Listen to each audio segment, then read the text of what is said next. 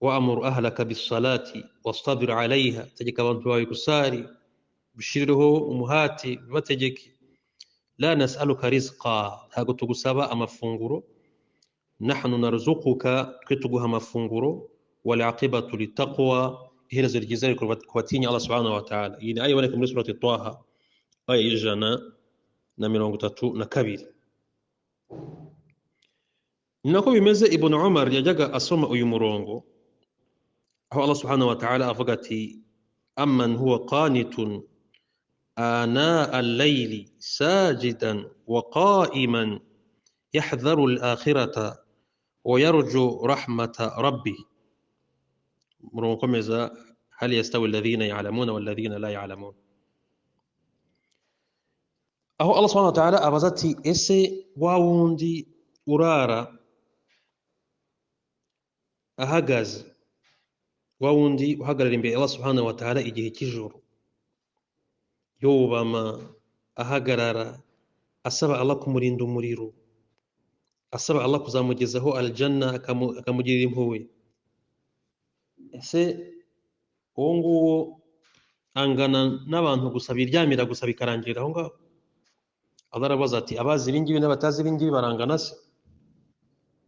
ubwo rero tumusabe Allah subhanahu wa ta'ala adushire mu bantu ba qiyamul layl, cyane cyane mu kwezi kwa Ramadan, ukwezi impuhwe, ibyiza, ibyishimo kwa Allah, ukwezi kw'agaciro. Allah subhanahu wa ta'ala abari gutanga no kugaba yishimiye abagaragu be bari muri ibada.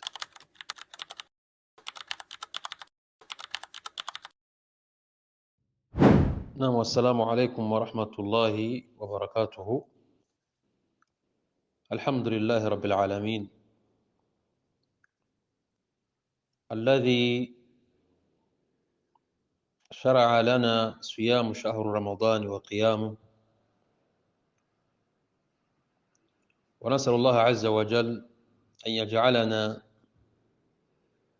من الذين تقبل لهم أعمالهم الصالحة، ونسأل الله عز وجل أن يغفر لنا خطايانا،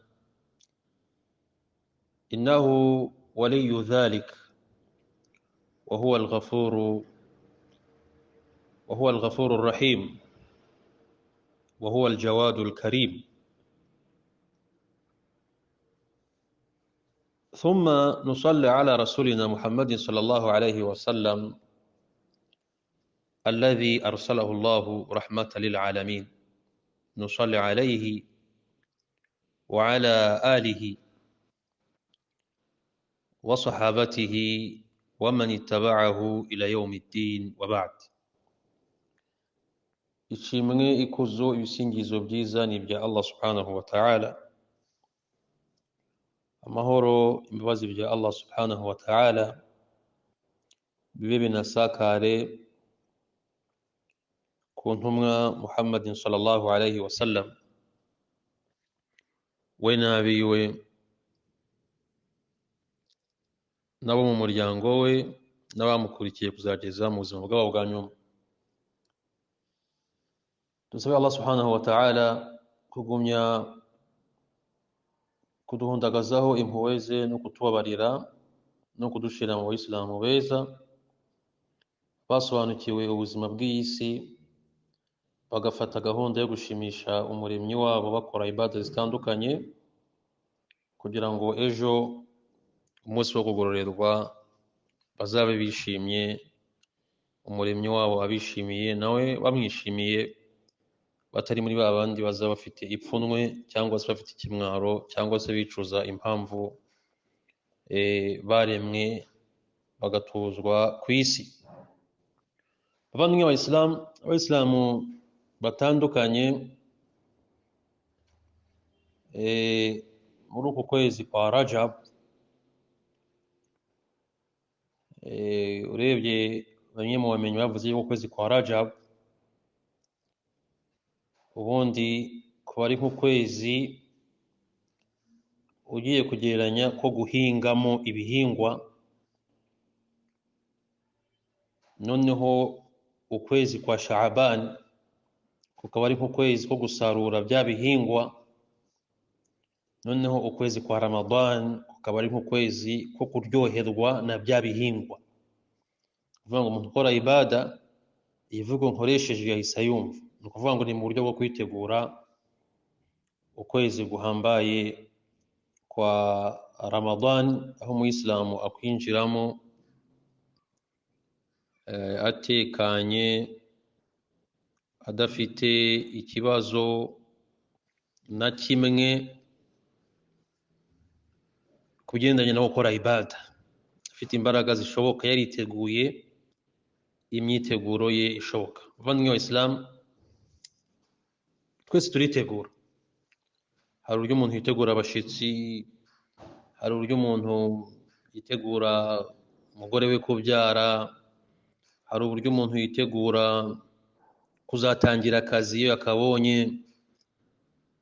Byari bikwiye rero ko natwe ku kwezi kwa Ramadan, ukwezi guhambaye, tukwiteguramo. Ubwo rero ni muri rwo rwego bamwe mu bayisilamu bifuje yuko ni ibiki umuyisilamu yakora mu kwitegura Ramadan, ni ibiki yashira imbere, ni ibiki yatunganya, ni ibiki yashira mu byifuzo bye mu kwezi kwa Ramadan. Bamwe b'Abayisilamu, nk'uko mwifuje ko twagira kino kiganiro ku bijyanye n'imyiteguro y'umuyisilamu mu kwezi kwa Ramadan, izi ni inyigisho dukunda kugarukaho buri mwaka, kandi ni nako bimeze, kugira twubahirize wa dhakir fa inna dhikra tanfa al-mu'minun, fa inna dhikra tanfa al-mu'minin. Ni gutyo bimeze, kubera ko ni wa dhakir, ni ukwibukiranya, kubera ko fa inna dhikra, urwibutso rugirira abemeramana akamaro.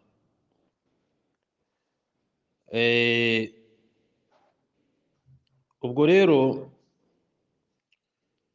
kwitegura ukwezi kwa Ramadan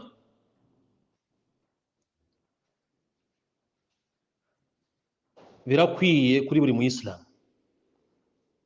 birakwiye kuri buri muyisilamu.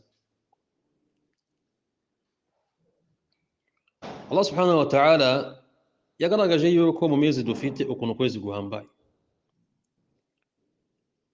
Aravuga ati shahru ramadana alladhi unzila fihi alqur'anu hudan linnasi wa bayinati min alhuda walfurqan. Ati ukwezi kwa Ramadan ni ukwezi kw'agaciro kubera ko kwamanuyemo Qur'an.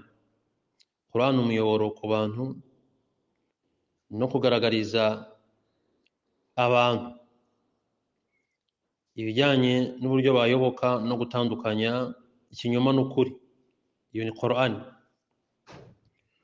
Ubwo rero ukwezi kwa Ramadan Allah subhanahu wa ta'ala yaguhaye ifadla nyinshi cyane.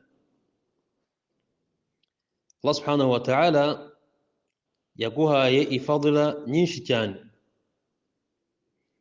noneho anazihereza umuntu uzafunga kubera Allah subhanahu wa ta'ala. Allah subhanahu wa ta'ala yishimira umuntu wafunze. Hadisi zigaragaza yuko umuntu wafunze impumuro ye kwanza ubwayo iterwa no kwizwa inzara bitewe n'uburyo mu nda haba hahindutse, uburyo ukunzwe imbere Allah subhanahu wa ta'ala kurusha amarashi yahenze hano ku isi. Intumwa y'Imana igaragaza yuko umuntu wafunze abamarayika baba bamusabira imigisha kwa Allah subhanahu wa ta'ala kugeza igihe afunguriye. Allah subhanahu wa ta'ala akamutakira ijuru buri munsi uko afunze.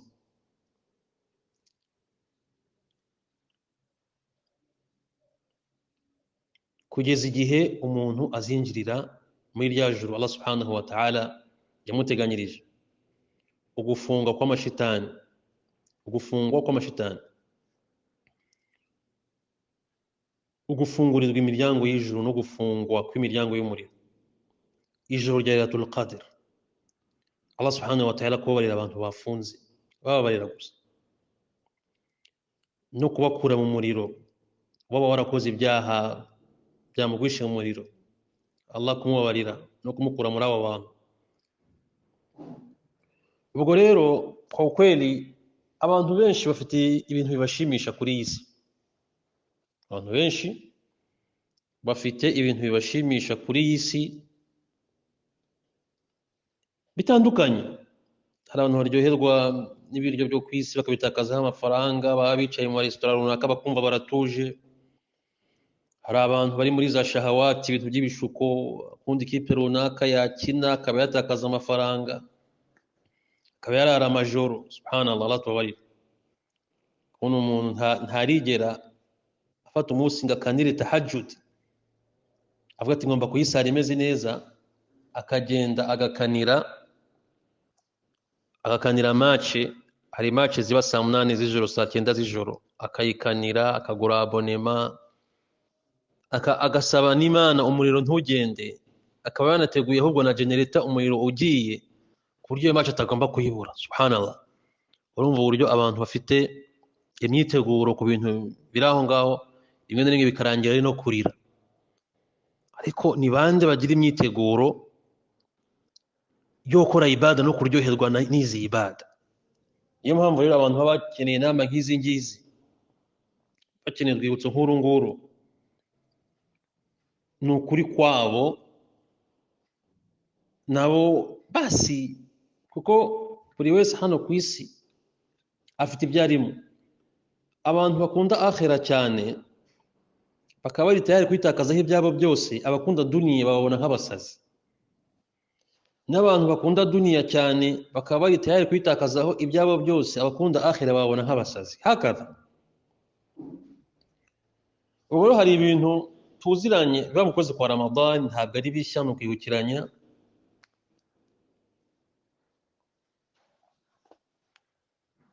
Intumwa y'Imana Muhammad sallallahu alaihi wasallam yagiye igaragaza ibintu n'uburyo bigomba kuba mu kwezi kwa Ramadan, kandi ibyo byose ni ibintu tugomba gukuramo inyungu, no kwizigamira ku bijyanye n'ibigega byacu, kubemera yuko Allah subhanahu wa ta'ala hari ibigega yafunguye, kandi ko abazubahiriza amategeko ye subhanahu wa ta'ala bazaryoherwa muri ibyo bigega. Ukwezi kwa Ramadan rero kurimo sawm. Ukwezi kwa Ramadan kurimo sawm. Sawm nkuko bigaragara muri hadisi iri kwa Bukhari na Muslim, nuko ugusiba ni ikintu gikomeye cyane.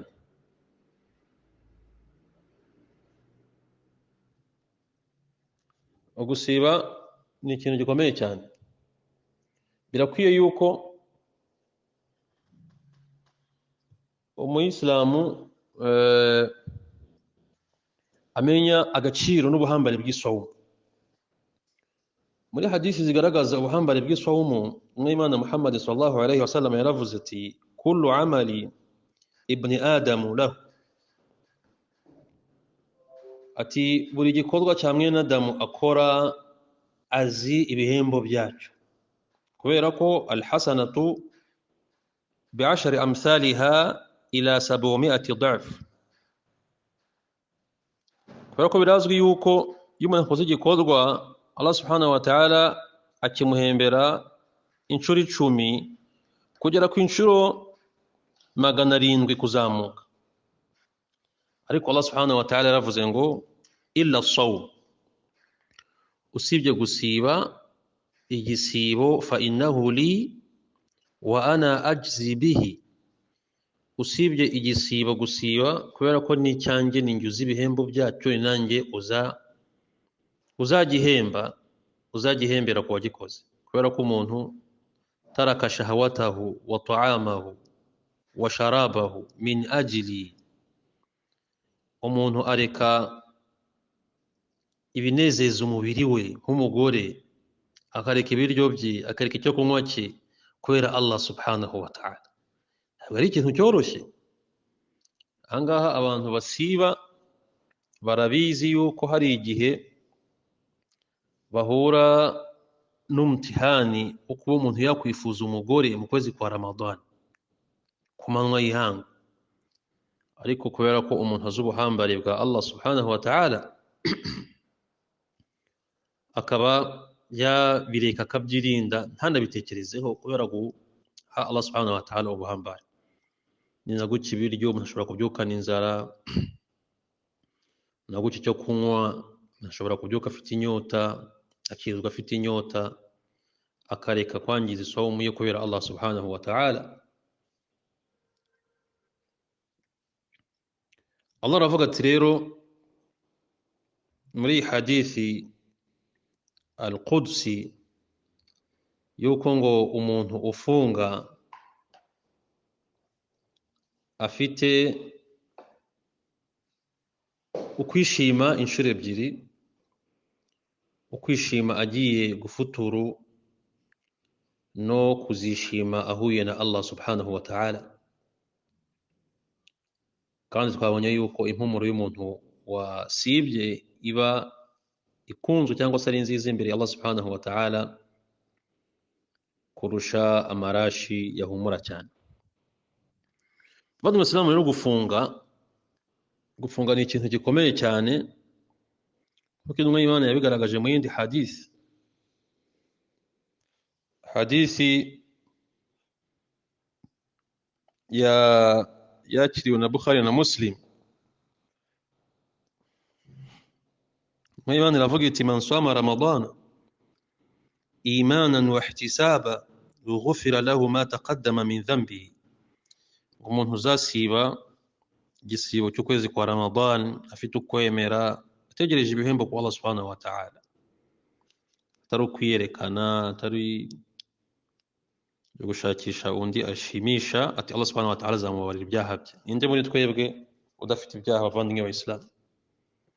Ninde muri twebwe utifuza kuba yababarirwa na Allah subhanahu wa ta'ala?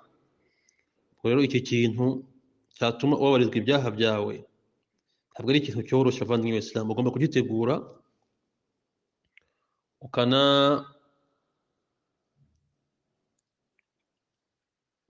ukanakishiramo, ukanagikunda. Ikindi ni uko hari ikosa usanga rimwe na rimwe tugwamo kubera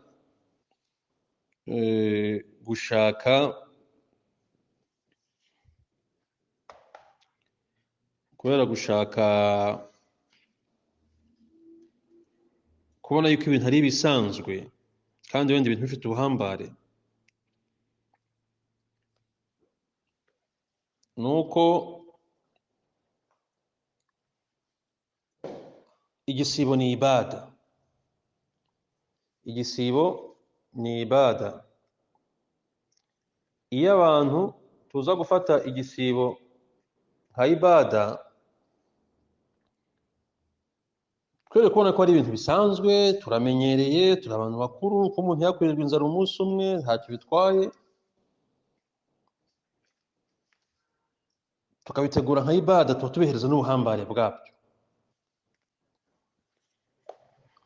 Impamvu rero abantu badahereza igisibo ubuhambare, bamwe mu bantu badahereza igisibo ubuhambare bwacyo, ni uko usanga rimwe na rimwe basa nk'abibagiyemo gatoya yuko ari ibada bari gukora.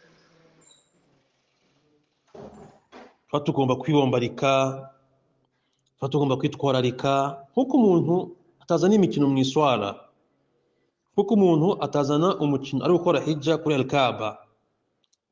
Ni na gutyo umuntu rero watangiye igisiba aba agomba kwibombarika ko bari muri ibada. Niyo mpamvu uzasanga hadithi y'Imana Muhammad sallallahu alaihi wasallam iri kwa Bukhari. Imana Muhammad sallallahu alaihi wasallam iravuga iti man lam yada' qawla az-zur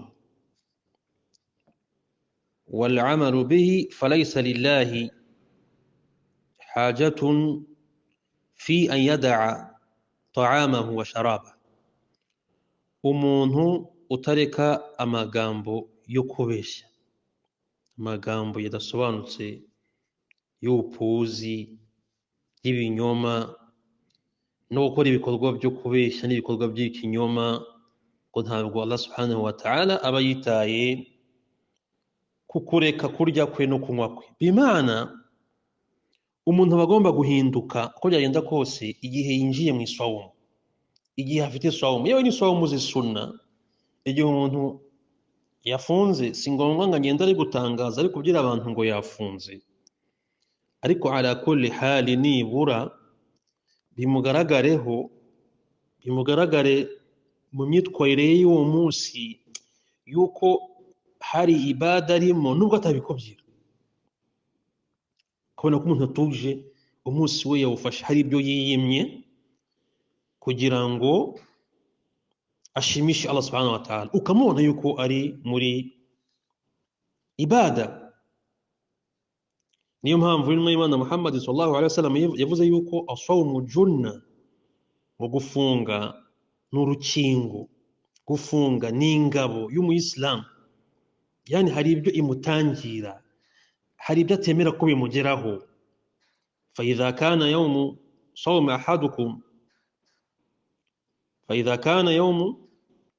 أحدكم فلا يرفث. Umwe muri mwebwe naramuka akoze iki? Afunze, hakajya ajya mu bintu by'amanyanga, hakajya ajya mu bintu byo kuvuga amagambo y'amateshwa. Wala yafsuq, hakajya agaragara mu bwangizi. Wala yajhal, hakajya agaragara mu bintu by'ubujiji. Fa insabahu ahadun, naramuka hagize umuntu umusagarira agashaka kumuvugisha amagambo mabi y'amateshwa, faliyaqul inni mru'un swa'im, inni mru' swa'im, njyewe ndi umuntu wakoze iki? Wafunze, njye mfite isawumu. Bavandimwe b'Isilamu rero, ibi ngibi byose biratugaragariza yuko umuntu wafunze hari imyiteguro agomba kuba afite, hari entraînement agomba kuba yarakoze. Ntabwo ari kwinjira gusa mu isawumu. Ubwo rero uramuka wasibye, umugaragu wa Allah subhanahu wa ta'ala, n'amatwi yawe ujye uyohereza gusiba, yareke kumva ibintu bibi. Amaso yawe uyohereze gusiba, yareke kureba ibintu bibi. Ururimi rwawe uyohereze gusiba, rwere kuvuga ibintu bibi. Ingingo zawe zose uyohereze gusiba, zikora ibyo Imana ishaka. Ubwo rero ntukajye ugira iminsi yawe yo gusiba n'iminsi yawe yo gusiba nk'aho ari iminsi imwe. Nubwo rwose umuyisilamu aba agomba kwitwararika mu buzima bwe bwose. Twavuga ku isawumu n'imyitwarire yakagombye kuranga umuyisilamu ufite isawumu. Icya kabiri, reka ngerageze mvunagure noneho kugira ngo bibashe kumvikana neza. Icya kabiri ni al-qiyam, ni ukora imyiteguro yo guhagarara ibihagararo by'ijoro. Ibihagararo by'ijoro, tahajjud, qiyamul layl, tarawih, witri, ibyo byose ni amazina y'ibihagararo dukora mu ijoro, yahuriyeho ko ni sunna y'iswala abantu dukora mu ijoro, irangizwa n'iraka y'igihango. Ubwo rero qiyamul layl, guhagarara mu ijoro umuntu yarangije iswala z'itegeko, imwe Imana Muhammad sallallahu alaihi wasallam yaravuze iti: man qama ramadan imanan wa ihtisaba ghufira lahu ma taqaddama min dhanbihi. Hadisi ya mbere twabonye ko ntuzasiba. Iyi hadisi noneho ntuzahagarara igihagararo cy'ijoro, yaba icya tarawehe yagerageje kubona uburyo agikorera mu ijama, yaba igihagararo kindi yakora ku giti cye mu rugo, uko yabishobora uko ariko kose byamworohera bitewe n'ifadila ashaka cyangwa se n'impamvu zatumye akora iswala mu buryo bumwe cyangwa se ubundi, ngo uzahagarara igihagararo cya Ramadan afite imani, ashaka ithawabu ku Allah subhanahu wa ta'ala, ngo Allah azamubabarira ibyaha yakoze mbere.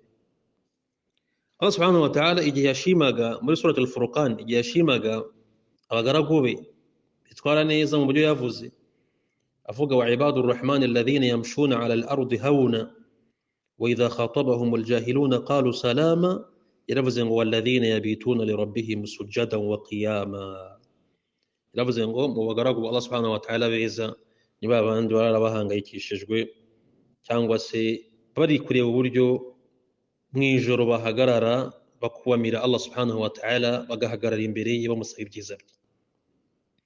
Bamwe wa Islam, iswala ya qiyamul layl huko mama Aisha radhiyallahu anha abivuga, kana qiyamul layl da'abu an-nabi sallallahu alayhi wa sallam wa ashabuhu, ngo guhagarara mwijoro byari kirango, byari umuco w'intumwa y'Imana Muhammad sallallahu alayhi wa sallam n'abasangira ngendo be. Allah subhanahu wa ta'ala ntasatuvane kuri isi bavandimwe wa Islam ataraduhaye uburyo twaba mu bantu ba qiyamul layl, kandi tukayibamo imyaka. Hapana gusari izi qiyamul layl, subhanallah, Allah tubabarira tugirire impuhwe ya Rabbi, turakwinginze ntuzadukure kuri isi twakora ibada nyabyo mu buryo bugushimishije ya Rabbi. Hari abantu muganira akavuga ati ngiye maze imyaka 30 qiyamul layl ntabwo yanshaho, byabagiye mu maraso. Subhanallah, izi ni fadla zikomeye cyane. Allah dukumye tumwinginge ntazadukure kuri isi twakora ibada, kubera ko tugera mwimva tuzicuza, tuzicuza. Allah ari gukorera ku rwego rw'abantu ba qiyamul layl bayigumyeho, abo bari mu rwego barimo, nawe ukareba urwego rwawe rw'qiyamul layl yarimwe mu kwezi mu mezi 3 nayo uri guhushura. Allah tubabarire ya Rabbi, ya Rabbi. Hadith ya Aisha aravuga ati la tada' qiyamul layl, la tada' qiyamul layl, uramenye ntuzareke guhagarara igihagararo cy'ijoro, fa inna Rasulullah sallallahu alayhi wa sallam kana la yada'uhu, ntabwo Rasulullah sallallahu yigeze areka gukora qiyamul layl. Wa kana idha marida aw kasala salla qa'idan, intumwa y'Imana Muhammad sallallahu alayhi wa sallam iyo yarwaraga cyangwa se kumva ifitemo ubunebwe gatoya, ngo yajyaga asari anicaye ariko ntareke qiyamul layl. Nako byagenze ku bandi basahaba nka Umar ibn Khattab, yajyaga asari qiyamul layl, yageza hagati mwijoro akabyutsa abantu be kugira ngo basare, akababwira ati as-sala as-sala, agasoma ayivuga ati wa'mur ahlaka bis-salati wastabir 'alayha, tegeka abantu bawe gusari bishirireho umuhati bategeke. La nas'aluka rizqa, ntago tugusaba amafunguro, nahnu narzuquka, twe tuguha amafunguro, wal 'aqibatu lit-taqwa, iherezo ryiza riko kubatinya Allah subhanahu wa ta'ala. Iyi ni aya iboneka muri surati Taha aya y'ijana na 32. Nako bimeze Ibn Umar yajyaga asoma uyu murongo aho Allah subhanahu wa ta'ala avuga ati amman huwa qanitun ana al-layli sajidan wa qa'iman yahdharu al-akhirata wa yarju rahmata rabbih. Murongo komeza hal yastawi alladhina ya'lamuna wal ladhina la ya'lamun. Aho Allah subhanahu wa ta'ala abaza ati ese wa wundi urara ahagaze, wa wundi uhagarara imbere Allah subhanahu wa ta'ala igihe cy'ijoro, yubama ahagarara asaba Allah kumurinda umuriro, asaba Allah kuzamugezaho aljanna akamugirira impuhwe, ese uwo nguwo angana n'abantu gusa biryamira gusa bikarangirira aho ngaho? Allah arabaza ati abazi ibingibi n'abatazi ibingibi barangana se? Ubwo rero tumusabe Allah subhanahu wa ta'ala dushire mu bantu ba qiyamul layl, cyane cyane mu kwezi kwa Ramadan, ukwezi impuhwe, ibyiza, ibyishimo kwa Allah, ukwezi kw'agaciro. Allah subhanahu wa ta'ala abari gutanga no kugaba yishimiye abagaragu be bari muri ibada. Icyo twakwibutsa, ينبغي لك أخي المسلم أن تكمل التراويح مع الإمام حتى تكتب في القائمين، حتى تكتب في القائمين. فقد قال صلى الله عليه وسلم من قام مع إمامه حتى ينصرف كتب له قيام الليل. وإمام محمد صلى الله عليه وسلم muri hadith iri gushishikariza abantu gusara iswala ya tarawih niyo bagize amahirwe bakayisari bakarangizanya na imam. Ariko se abantu bakora, bamwe mu bantu, kandi tunasabe na Allah nidukora ibada tuzakora ibada tuzifitiye ubumenyi, tuzisobanukiwe, tuzi uburyo zikorwa. Ariko se abantu bamwe bakora usanga bagiye gusari ugasanga sayira kankeya ngo izindi arazirangiriza mu rugo. Ntabwo ari byo. Iyi hadisi irakomeye, rawahu ahlu sunan, yakiriwe n'abantu bafite ibitabo bine bya sunan, yuko umuntu uzasari hamwe na imamu muri swala ya tarawih kugeza igihe imamu asojereje iswala ye, uwo nguwo Allah mwandikira nk'umuntu wahagaze ijoro ryose. Rero Rasul kubivuga no kubishikariza abantu nuko ntabwo ari gushima abantu basari bageze hagati bakigendera ngo witiri ngo tayisari ya nyumbani. Ntabwo uzi ino hadisi, ntabwo uzi uburemere bwayo. Ubwo rero Allah dushite mu bantu basobanukirwa neza. Twagiye icya gatatu umuyisilamu agomba kwiteguramo mu kwezi kwa Ramadan ni as-sadaqa, gutanga isadaka. Gutanga isadaka bavandimwe b'Islam. Bavandimwe b'Islam, iki gikorwa cyo gutanga isadaka, Allah twese atugirire impuhwe, adufungurire imiryango y'ikhairi na riziki. Ya Rab, ya Rab, adushire mu bantu bagenzi babo bazagira icyo babona bibanyuze mu maboko yabo.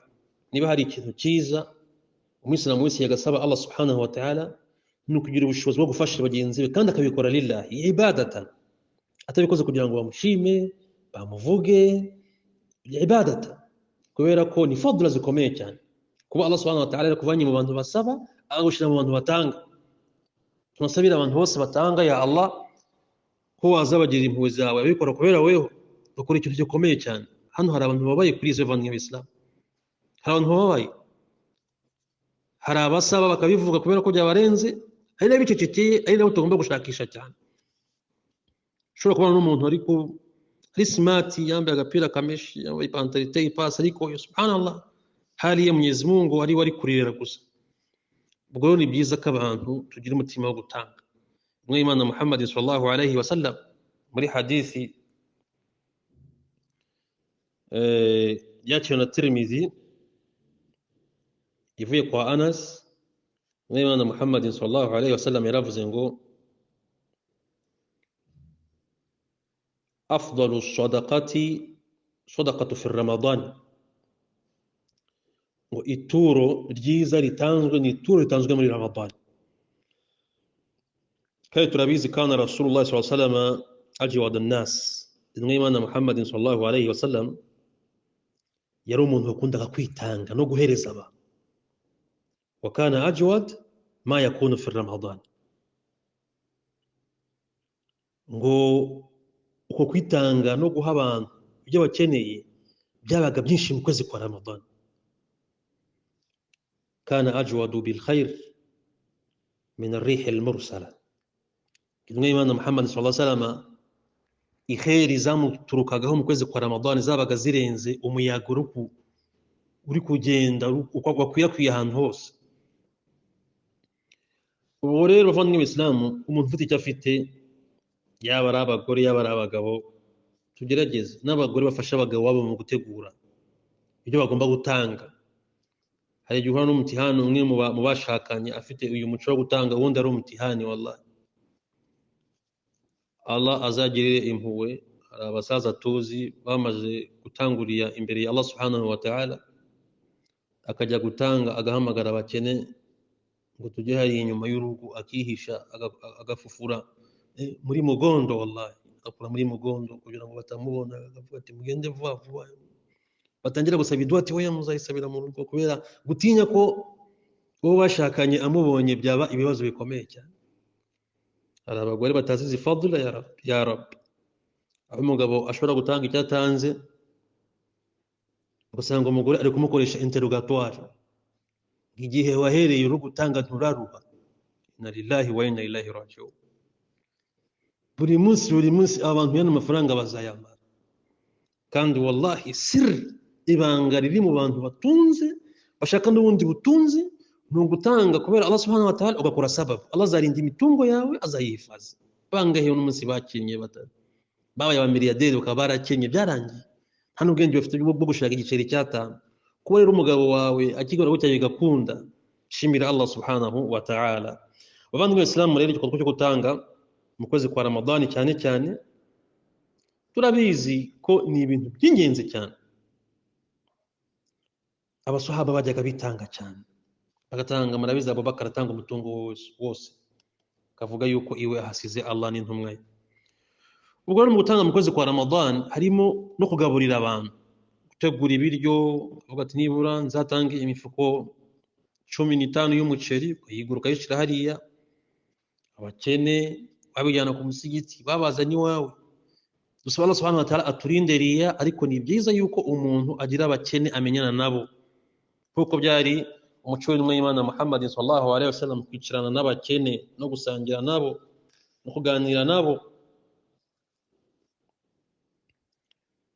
Tugerageze ibiryo, gura ibirayi, gura umuceri, bari gutegereza ibya fitri. Ibya fitri bizabitanga alhamdulillah. Ariko no muri Ramadan umuceri mwinshi, hamagara umuntu ushaka nimero ye umukene, allo assalamu alaikum, nitwa runaka, eba hajya mu rugo ujye uhamenya, hajya ku musigiti runaka ujye uhamenya, uze gucayo bana imamu namusigiye haki yawe bana arayiguha bana, uze kumvira ko twavuganye bana. Basi wallahi abakene mukamenyana mukaganira, kandi wa mukenewe nawe numenyana n'umukire usiruka musumbua tena. Hari abakene nabo la hawla wala quwwata illa billah. Allah tubarire ya Rabbi. Umukire agira gutya ngo muramenyanye, unakosa adabu ugacanganyikira. Wallahi ngo nabyo fulani anapatia laki moja bwana, jo utangira kumuhamagara nkamufanyije business, au uri kumwishuza haji, mbona mmetusahau? Hapana, ntabwo bari byo kwa kweli.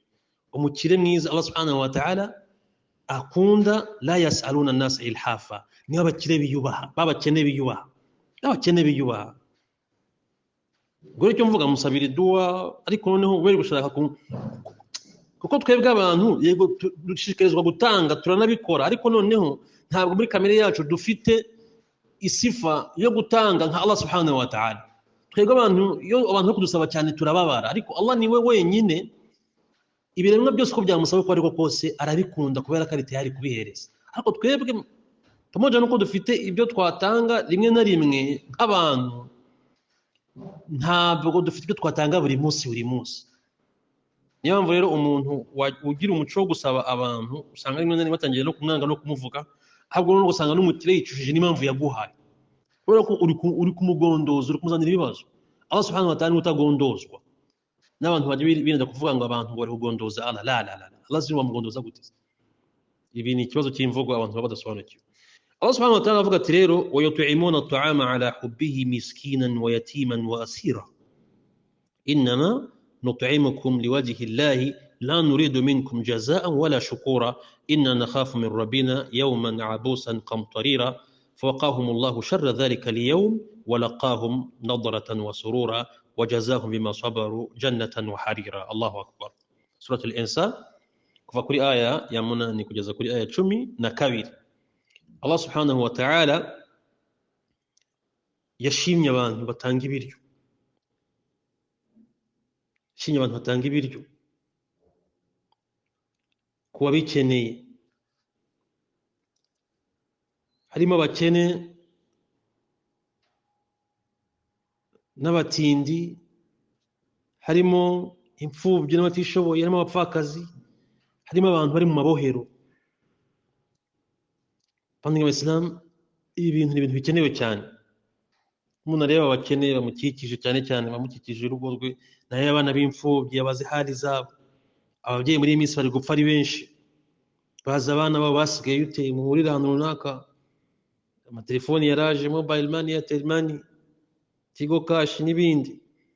Umutumie kidogo pale, umutumie kidogo, wabaza uko bameze. Wallahi hari abantu bafite ibibazo ya mashayikh, subhanallah. Allah dukure mu bantu bafite ibibazo, azanaduhereza abacu nibagera mu bibazo bazabona uburyo biva mu buryo boroheye. Hari umuntu ugira mu kibazo gikomeye cyane, hari abapfakazi usanga umuntu afite abana 2 3 4 5 ntafiteho kujya, nta hepfo na haruguru, ashaka kwifata agakeneye ubusambanyi ngo abana be barye.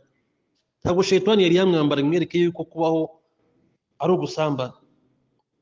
Wa mu haji we, wa mu shekhe we, wa mu miliyoneri we, subhanallah, uraho ngaho gusa uri guhiganwa n'abantu mu guhinduranya amamodoka n'amazu.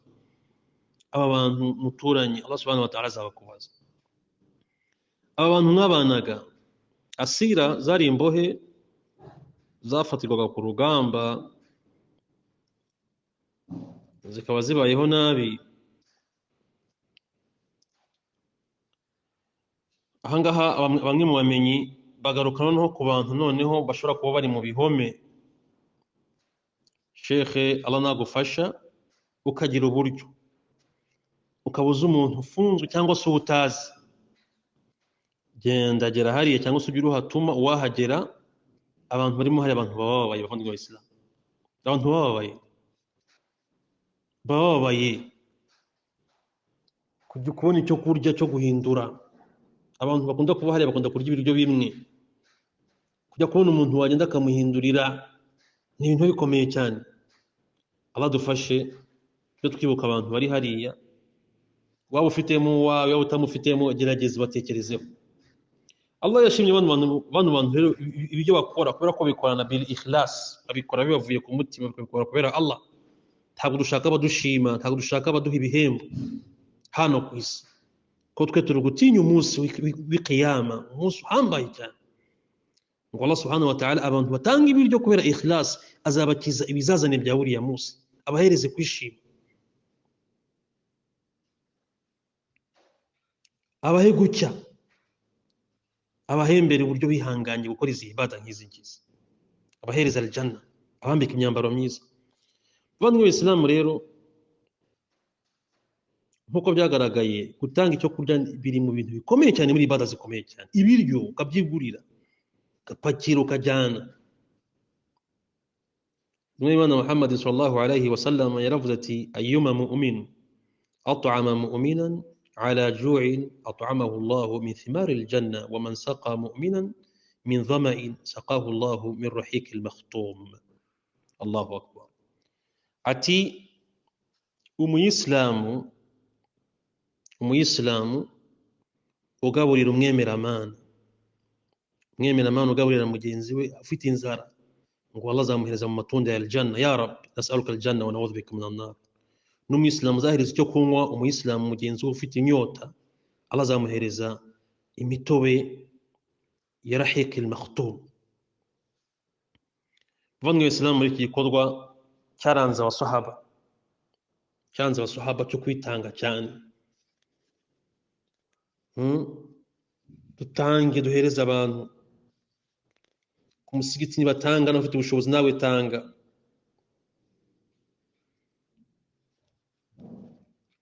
Ikindi cya kabiri mu bijyanye no kurya ni taftiru saimin, gufuturisha abantu bafunze.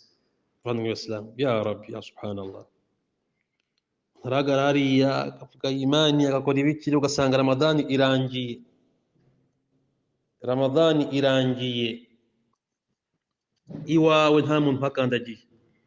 Kandi abantu beza wafuturisha bigashimisha Allah subhanahu wa ta'ala cyane, bari babikeneye kubirya. Usanga umuntu yinginga umuntu, runaka uzaze dufuturu runaka, kubera ko afite kacheo hapa duniani. Unakamwambia ati ndi bize mpaka Ramadhani karangira, nila idi hatafika. Ngahora ati wallahi nilikuwa bize, sijui nikutafsiri namna gani. Unajua vile vitu vyangu vifika majerwa, sasa kifika majerwa na ile gari bakaniita, ile gari wakati waliniita nikaenda kufanya controle. Sasa nikaenda, mnaona zile nani faktire zilikuwa tena nyingi sana. Mbona guso ni ibibazo ya huye nabyo mukwezi kwa Ramadhani, bora Muhammad musangira iftari, unasikia ni vingi sana hafu masahabi. Kandi hari umukene wasahaga idua basi umunyure umuhamagare ngo basi mujyane mu rugo, hawumujali kozyo hana kitu. Ubwo rero tugerageze no gutanga ibiryo. Intumwa y'Imana iti, man aftara sa'iman aw man fatara sa'iman kana lahu mithlu ajrihi غير أنه لا ينقص من أجر الصائم شيء. umuntu ufuturisha umuntu wakoze iki wasibye hadisi yaje na Ahmad na Nasa'i wa Sahahu al-Albani umuntu ufuturisha umuntu wasibye abona ibyiza bingana n'igisibo yakoze kandi bitagabanyije ku gisibo nawe yikoreye n'izindi hadisi zerekana yuko Allah subhanahu wa ta'ala umuntu nk'uwo amubabarira akamukura mu bantu b'umuriro akamuhereza ibyiza bihambaye bingana n'uwasibye. Bavandimwe Islamu rero iki ni igikorwa nacyo cyiza gikomeye cyane. Igikorwa cya kane twagombye kwitegura mu kwezi kwa Ramadan al-ijtihadu fi qira'ati al-Qur'an. Ya salam, gushiramo umwete n'imbaraga mu gusoma Qur'an, kuko igitabo cya Qur'an nicyo cyari igitabo cy'abari abiza batubanjirije salafuna salih mu kwezi kwa Ramadan. Mbese ibanga ryabo rikomeye cyane, uguhuga kwabo kuba bize kwabo mu buryo bukomeye cyane byari no gusoma Qur'an mu kwezi kwa Ramadan. Basanga bari guhitimisha no gusoma Qur'an nyine ukayirangiza iminsi 3 buri minsi 5 ayirangiza kongeramo, usanga Ramadan irangiye ayihitimisha nk'inshuro 6 7. Ese kabisa ilayidi kinjiramo ari bw'umusafu noneho mbese yarawinjiyemo impapuro yarazifunguye cyane. Gusoma Qur'an mu buryo bwinshi, kathratu qira'ati al-Qur'an, gusoma Qur'an cyane kwezi kwa Ramadan, kuba inshuti ya Qur'an, al-buka inda qira'atihi, umuntu kurira gusoma Qur'an cyangwa se kuyumva cyane akagira kwibambarika. Bamwe Islamu hari abantu benshi inshuti zanjye ndabazi, alhamdulillah, nakwaga na marafiki inshuti zanjye tuziranye ngewe nabo, tena wajama zangu tena sana, tena nawapenda ajili ya Allah subhanahu wa ta'ala. Allah tupe mapenzi ajili ya Allah subhanahu wa ta'ala, lakini hawajui kusoma Qur'ani na wastiri. Ngenda bazi majama yangu tuwe kuvuga ati unaka jama yangu tena sana, tena mtu wangu tena sana, nikiwa naye tunaenda pale kwa restaurant tunachukua kitu kidogo kidogo, alhamdulillah rabbil alamin, lakini hajui kusoma Qur'an. Inshuti yangu sana kabisa, ndugu yangu tena, lakini hawajui kusoma Qur'ani. Kumwambia alif b t c al-fatha lam kasra li anaona hiyo ni vitu abana mbese nko kwigishimwa ni ibintu bikomeye cyane. Kandi Allah subhanahu wa ta'ala aravuze ati wala qad yassarna al-Qur'ana lidhikri fa hal min mudakkir. Qur'ani Allah yarayoroheje mu kuyimenya no kuyisoma. Sasa ndugu zangu wa jamaa zangu, muko na mapesa muri inshuti zanjye mnavandimwe wanjye, Allah yarabahaye, na wengine wako fasi mbalimbali, wako Ulaya, wengine wanalala mahoteli, wengine ni Allah wazidishie khairi za dunia na za akhira. Ndi kubasabiri dua kabisa Allah azidi kuwapa, sababu mkipata alhamdulillah, na watu wengine na sisi tunapata kidogo alhamdulillah. Ariko urukundo rwanjye kuri mwebwe nuko bashishikariza kwiga Qur'an mu kwezi kwa Ramadani, al-ijtihadu fi qira'ati al-Qur'an, menye uburyo wasoma Qur'an. Ejo bizakuba ni igihombo, umunsi uzasanga yo mu qiyama waragize imitungo myinshi yarangiye ugiye mu ikaburi, ariko noneho ntacyo bikumariye. Hari ibyiza n'ibihembo no kwishimirwa kwa Allah subhanahu wa ta'ala utagize utasomye Qur'an. Wabaye bize mu makamyo, mu kazi, n'amaduka, sinzi biki, lakini utazi gusoma Qur'an, utazi gufungura umusafu ngo urebe. Abavandimwe wa Islam, birazwi yuko intumwa y'Imana Muhammad sallallahu alaihi wasallam n'abatubanjirije bajyaga basoma Qur'an muri Ramadan. Jibril yajyaga amanukira intumwa y'Imana Muhammad sallallahu alaihi wasallam bagakora muraja, bakongera bagasubiranamo Qur'an muri Ramadan. Turabizi yuko umwaka yapfiriyemo muri Ramadan intumwa y'Imana yapfuye, nyuma yayo Jibril yaje bayisomye incuro 2 sasa. Ubwo rero gusoma Qur'an no kuyikunda, bamwe wa Islam ni ibanga rikomeye cyane, Ikintu twavuze ngo ni byiza gusoma Qur'an umuntu akagira khushu, akibombarika kwa Allah niyo amarira yamanuka. Ubwo rero turabizi mw'Imana Muhammad sallallahu alaihi wasallam, niba noneho waragize kiriya kibazo, uri mu modoka yawe, uri mu rugo iwawe, mbese ntabwo ahantu ufite harimo kujena, umva Qur'an cyane. inagutere kuyibazaho cyane unayikunde. Niba utaragize amahirwe yo kuyisoma ushireho iniye yuko umwana wawe azayisoma. Umwimana yigeze kubwira Abdullah ibn Mas'ud ambwira ati nsomera Qur'an. Arasoma surati an-Nisa ageze kuri aya ivuga iti fakayfa idha ji'na min kulli ummatin bi shahidi wa ji'na bika ala haula'i shahida. Bizabimeze bite umunsi buri muryango tuzawuzanira umutangabuhamya uje kuvuga ibyawo nawe ukaza uje kuba umutangabuhamya ku bantu bawe. Rasul sallallahu alaihi wasallam aravuga ati birahagije byusomye ararira. Qur'an rero iduhindurira ubuzima, tuyumve tuyigisha abana bacu, duharanire ko abana bamenye gusoma Qur'an.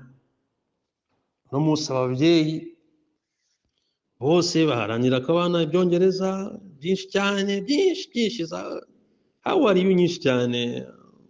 Fine, thank you. Sinzi biki umwana yaza waza gusura abantu bakuzanira umwana akakubwira maajabu sheikh, akakubwira icyongereza haujawahi kukisikia, ukajana kana kavukiye muri Amerika. Kaulize hata surati al-Fatiha sheikh salamu hakayiju. Mwababyeyi mwe namwe muteye isoni, reka tubabwire muteye isoni, aho ujya gusura umwana akakubwira icyongereza nk'icyo muri Amerika wamuha salamu ukavuga maajabu, kandi ukabona umubyeyi kwisetsa ukabwira umwana assalamu alaikum. Thank you, fine. Assalamu alaikum. What do you say? Mwabyeyi mwe muteye isoni. Najua twe tugomba kugira abantu inama kandi mu buryo bwo kuba ariko no kubibutsa uko tuzi ko tutari kuri iyi si ejo turi kwigenda. Aho ujya gusura umubyeyi akuzanira umwana akavuga ibifaransa n'ubyo mu Faransa avuga ati kabisa uyu ni igifaransa yunguye myata. Mubazi yo kujya kurya bismillah kujya kurya akubwira maajabu. Ugiye kurya uvuga iki? Thank you, no problem. Mureke kutuzanira wasiwasi na gwaserera n'abayisilamu. Mwigisha abana banyu dini, ibintu byo bizabagirira akamaro. Maajabu uzingaruka bino bintu bibahereza mwe mwabyeyi mwe mwigize ngo muri abazungu cyane. Iyo mpfuye mtoto hana ngizi ya kuombea dua. Wallahi Mwenyezi Mungu nta kintu Mwenyezi Mungu adahembera. Uko witwaye ni kuzagenda. Iyo mupfuye mtoto hana ngizi ya kuombea dua no kuyakora ibikorwa byiza no kukwibuka. Ubwo rero Allah subhanahu wa ta'ala adufashe turukibukiranya ariko tumenye gusoma Qur'ani. Nutayimenya yigishe abana biwawe, noneho Qur'ani ibe nyinshi mu kwezi kwa Ramadan, wicishe bugufi, ugira igihunga kubera kumva amagambo ya Allah subhanahu wa ta'ala cyane cyane mu kwezi kwa Ramadan. Turukugana no kumusozo kubera ko ni ibintu 9. Icya gatanu twavugaho twihuse al-julus fil masjidi hatta tatlu'a ash-shams. Mu kwezi kwa Ramadan kugira umuco wo kwicara. Ubundi uyu muco ni umuco mwiza w'abantu ba Allah subhanahu wa ta'ala. Iyo umuntu amaze gusala salatu al-fajr kwicara mu musigiti, cyane cyane umugabo, umugore we yicara ku musala wiwe mu rugo kugeza igihe izuba rirashe ari muri azkar. Cyangwa se gusoma Qur'an. Kuko turabizi hadisi y'Imana Muhammad sallallahu alaihi wasallam itubwira iti man salla al-fajr fi al-jama'ati thumma qa'ada yadhkuru Allah azza wa jalla hatta tatlu'a ash-shams thumma salla rak'atayn kanat lahu ka ajri hajjati wa umrati tamma. Ngo umuntu uzasara salatu al-fajr mwijama yirangiza akicara mu musigiti aho yasariye ari gukora azkar wa Allah subhanahu wa ta'ala kugeza igihe izuba rirasiye, yarangiza agasari salatu al-fajr, agasari salatu iraka ebyiri za duha, ngo uwo nguwo azabona ibihembo bingana nk'umuntu wakoze hijja na umrah zuzuye. Fandi y'Islamu rero ibi byose ni byiza Allah subhanahu wa ta'ala yageneye abantu, bikaba byiza kino gikorwa muri Ramadan kukigira umuco. Icya gatandatu ni al-i'tikaf. Igikorwa cya i'tikaf ni igikorwa cyane cyane mu minsi ya nyuma ya Ramadan, 10 ya nyuma, cyo gushakisha Lailatul Qadri. Umuntu ajya mu musigiti ntahave, ajya mu musigiti cyane cyane umuntu w'umugabo, umusigiti urimo ijuma akahaguma aho ngaho, ufite akamatera ke gatoya, ishuka ye, hari utuntu twaje tw'udusupanete twiza umuntu ajyamo kabisa nasikia raha. Noneho na mambo ya dunia agasa nk'ayashize ku ruhande gatoya, telefone akaberetse kanya gatoya, abantu bakamubura kubera Allah subhanahu wa ta'ala. Umudamu we akamenya ahari, musigiti yegereye mu rugo ku buryo ibiryo biramworohera n'iki agakora itikafu, akora itikafu agasaba Allah kumworohereza, akumva iryo raha rya imani, iraha ryo kwemera Allah subhanahu wa ta'ala no gukunda Allah subhanahu wa ta'ala. Itikafu rero yari kana Nabii sallallahu alaihi wasallam ya'takifu fi kulli Ramadan 10 ayyam. Mwimana Muhammad sallallahu alaihi wasallam yakunda gukora itikafu mu musigiti wiwe imisi 10. Falamma kana al-'am alladhi qubida fihi i'takafa 20 yawma. Ariko umunsi noneho akhrajahu al-Bukhari, ukwezi yapfuye nyuma yako ngo yari yakoze itikafu imisi 20, yakoze itikafu imisi 20. Itikafu rero inshallah Allah atworohereze, wari wese uzabona ubushobozi azakora itikafu mu musigiti yabona yuko byamworohera gukora itikafu, agira n'amabanga na Allah subhanahu wa ta'ala, agira ibyo asaba Allah subhanahu wa ta'ala, umuntu abibize kubera Allah subhanahu wa ta'ala, abantu bamubure kubera ko afata igihe kinari mu mitungo, kandi imitungo tugiye kuyisiga abavandimwe b'Islam. Uko uzayishaka kose, uko uzubaka amazu kose, uko uzakora ibitangaza n'amamodoka yawe n'amaveyiti yawe yose, ejo bundi hari isanda hariya iteganyijwe hariya n'uturashi turiya bacuruza hariya ku musigiti tudogo, mukanjyana cyangwa tukakujyana, bya bindi byose ukabisiga ukagenda no guturiza mu kaburi, uri kuregereta ati yo mfata umwanya wanjye nkagira icyo nigomwa kubera Allah subhanahu wa ta'ala. Allah adushire mu bantu beza. Icya karindwi, al-umratu fi Ramadan. Ni byiza ko Allah subhanahu wa ta'ala yahaye ibiceri, kama naqulu indana, uko tubivuga abiri iwacu. Ni byiza Allah subhanahu wa ta'ala yahaye ku biceri, ndavuga inoti cyangwa se amafaranga cyangwa se imitungo, gukora umra muri Ramadan, gupanga umra. Ufite ubushobozi, byangombwa bimeze neza, bipanze neza, ayo kuririma karayafite, agakora itike imeze neza, byakabaye byiza agiye muri umra muri Ramadan. Imana Muhammad sallallahu alaihi wasallam yavuze ati al-umratu fi Ramadan ta'dilu hajja, akhrajahu al-Bukhari wa Muslim. Ngo umra umuntu akora muri Ramadan ibingana na hijja. No mu yindi riwaya hajjatu ma'i, hijja ndi kumwe nawe. Ubwo rero umuntu Allah subhanahu wa ta'ala yahaye itike n'amafaranga makeya, wabipanze mbere wakatisha mbere, nakwenda ari n'inzira unyuramo amadolari wabipanze mbere, ariko 300, 400, 500 ukaba wajya hari imaka kabisa, ugakora umra yawe ukagaruka nta kintu cyangiritse. Amafaranga rero abantu bayafite ahangaha kandi bakiri batoya. Hari n'abakobwa Allah subhanahu wa ta'ala yahaye imitungo n'abagore, fata musaza wawe cyangwa se umugabo wawe mugire mahram, mugende mukore umra mugaruke, jazakumullahu khair. Icyamunane, tahari laylatul qadr. Tahari laylatul qadr, umuntu gushakisha laylatul qadr.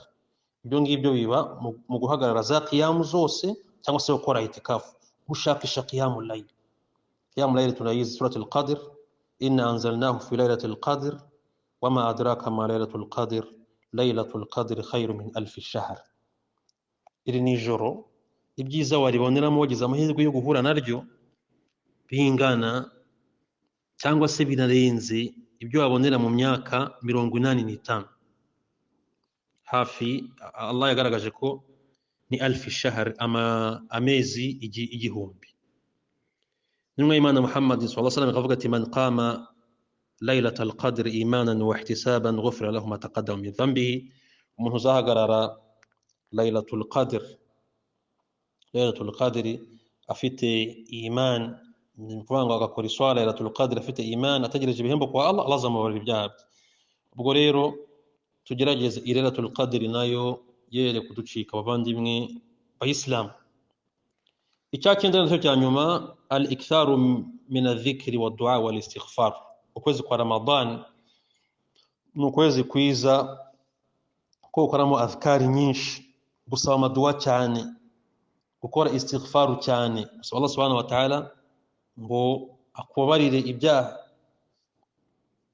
turabizi yuko Allah subhanahu wa ta'ala buri joro aramanuka akavuga ati hal min sa'il fa u'tihi hal min mustaghfir fa aghfir lahu, ese abari gusaba bari ngo mbahereze, abari kwicuza bari gusaba imani imbabazi bari ngo mbabarire. Ibi byose ni amahirwe muri Ramadani yaba yabaye menshi. Allah subhanahu wa ta'ala yashimye abantu bicuza ariko bakicuza mu ijoro bagahagarara. Wabil ashari hum yastaghfirun, surah adh-dhariyat aya 18. Ati barihe babandi beza, atabeza ni babandi bahagarara mu ijoro bicuza kwa Allah subhanahu wa ta'ala. Bavandimwe Islam, rero narengerageje kwibutsa bino bintu ko ari 9 kugira ngo biturange muri kwezi kwa Ramadani. Kwere ko nk'abantu bafashe idini Allah subhanahu wa ta'ala bakayidira idini y'imikino, ugasanga kwezi kwa Ramadani abantu babaye abanebwe, ugasanga kwezi kwa Ramadani abantu imipira ibaye myinshi.